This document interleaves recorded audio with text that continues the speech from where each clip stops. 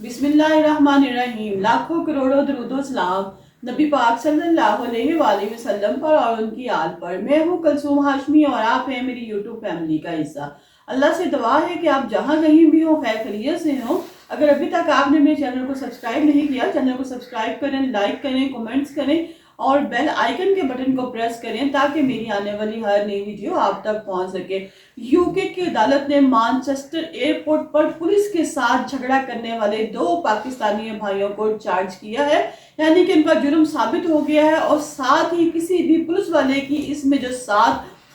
سزا ہے وہ ثابت نہیں ہو سکی۔ ان بھائیوں نے جو کہ دونوں نے وہاں پہ جھگڑا کیا تھا، کیوں کیا تھا اور کس وجہ سے کیا تھا، اور دوبارہ عدالت نے 6 جنوری کو ان کو واپس بلایا ہے اور کہا ہے کہ آپ وہ لوگ ہیں جنہوں نے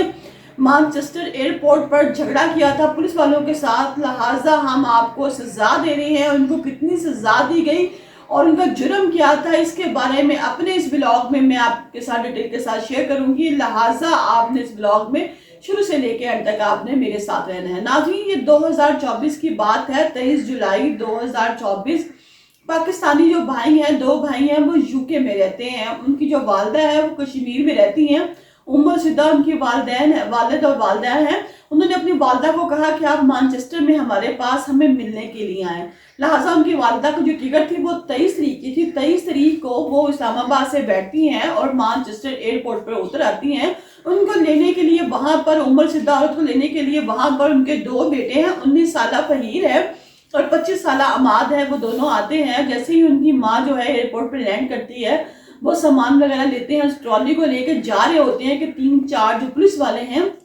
وہ آ جاتے ہیں اور آ کر پوچھتے ہیں ان سے کہ بھئی آپ ایک سائڈ پہ ہو جائیں، ہم نے آپ سے بات کرنی ہے۔ ایک لڑکے، چھوٹے لڑکے کو لے کے پولیس پیچھے پیچھے کرتی ہوئی اس کو جا کے دیوار کے ساتھ لگا دیتی ہے اور اس سے بات کرنا شروع کر دیتی ہے۔ ابھی پولیس اس سے بات کر ہی رہی ہوتی ہے کہ جو چھوٹا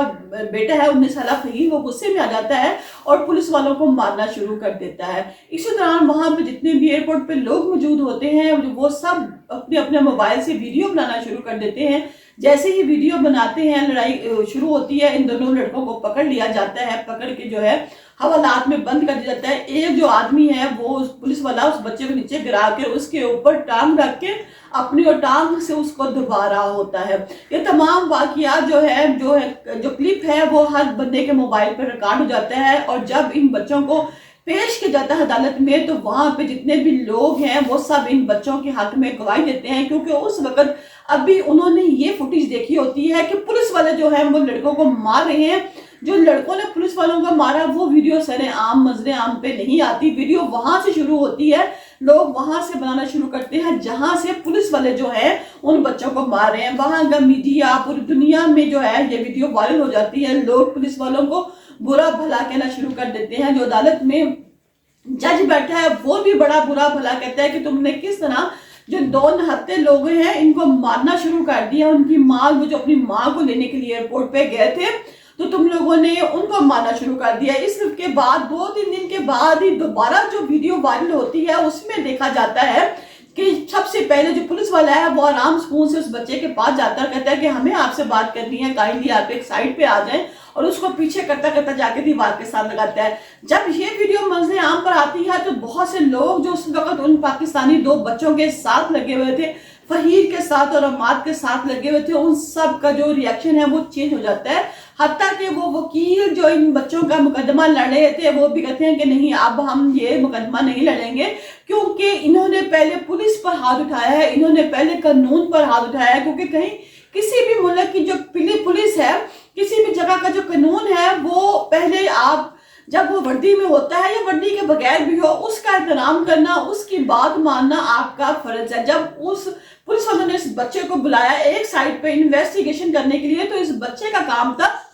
یہ آرام سکون سے اس کی بات سنتا، جبکہ انہوں نے کوئی جرم نہیں کیا تھا۔ غلطی کہاں سے ہوئی، کس بات پہ ہوئی، یہ بھی میں آپ کے ساتھ شیئر کروں گی کہ پولیس والے جو ہیں وہ ان بچوں کو کیوں روک رہے تھے۔ لہٰذا کہیں پہ بھی آپ ہیں، قانون کی جو بات ہے وہ سننا آپ پہ فرض ہے، لہٰذا آپ قانون کی جو بات ہے سنیں۔ اگر آپ کی کہتے ہیں چور کی داڑھی میں تنکا، اگر آپ کی داڑھی میں تنکا ہی نہیں ہے تو آپ کو پریشان ہونے کی یا ٹینشن لینے کی کوئی بھی ضرورت نہیں ہے۔ بتایا بعد میں یہ گیا کہ جو ان کی والدہ ہے جب یہ سفر کر رہی تھی اور جب یہ ایئرپورٹ پہ اتری، انہوں نے اپنا سامان پکڑا تو وہاں پر ایک اور آدمی جو مسلسل ان کی ماں کو گھور رہا تھا اور ان کی ماں کو ہر بات پہ، کیونکہ وہ ایک عمر سزا تھی، میں نے آپ کو پہلے بھی بتایا، تو ان کو ہر بات پہ لگتا تھا کہ جلدی کرو، ہری اپ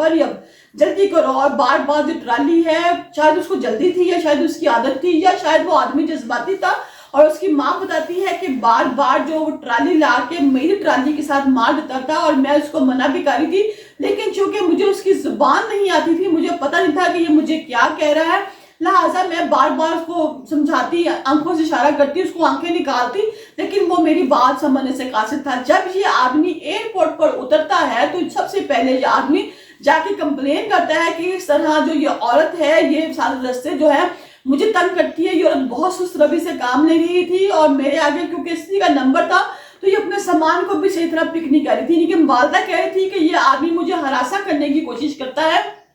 اور کر رہا تھا، جبکہ دوسرے آدمی کا یہ موقف تھا کہ یہ عورت جو ہے یہ مجھ سے آگے تھی اور مجھے جلدی تھی، میں نے جانا تھا، اور یہ جو عورت ہے اس کی شاید پہلی دفعہ آئی تھی، UK آئی تھی، اس کو پتہ نہیں تھا، تو یہ بہت، اور میں نے کہتا ہے کہ میں نے اس عورت کو کہا بھی کہ میں آپ کا کام کر دیتا ہوں، آپ ایک سائڈ پہ ہو جائے، مجھے ایئرپورٹ سے جلدی نکلنا ہے، تو اس نے تب بھی میری بات نہیں مانی اور شاید مجھے غلط سمجھ کے بار بار مجھے آنکھیں نکالتی تھی اور پتہ نہیں مجھے کیا کرتی تھی، جو کہ میری زبان نہیں تھی اور میں سمجھنے سے قاصر تھا۔ لہٰذا اس آدمی نے سب سے پہلے ایئرپورٹ پہ اتر کے پولیس والوں کو بتایا کہ یہ جو عورت ہے آپ اس کو ایک سائڈ پہ کر لیں، یہ اس کے بچے اس کو سائڈ پہ کر لیں، تاکہ پیچھے جو لوگ آ رہے ہیں ان کے لیے آسانی پیدا ہو سکے۔ پولیس والے بھی جو ہیں وہ ایک سائڈ پہ لے کے جا رہے تھے ان بچے کو اور پوچھ رہے تھے کہ یہ جو تمہاری والدہ ہے، کیا انہوں نے پہلی دفعہ سفر کیا ہے، ان کے ساتھ کوئی آیا نہیں تھا، اور یہ کہاں سے کہاں پہ سفر کر رہی ہیں، ان کا کوئی ڈاکومنٹس دیکھنا چاہتے تھے، لیکن وہاں پر ان بچوں نے خود بدتمیزی کرنا شروع کر دی، اور بتایا یہ جا رہا ہے کہ ان کا جو بڑا بھائی تھا وہ بھی UK پولیس میں تھا، جب اس کا بھائی بھی پولیس میں تھا،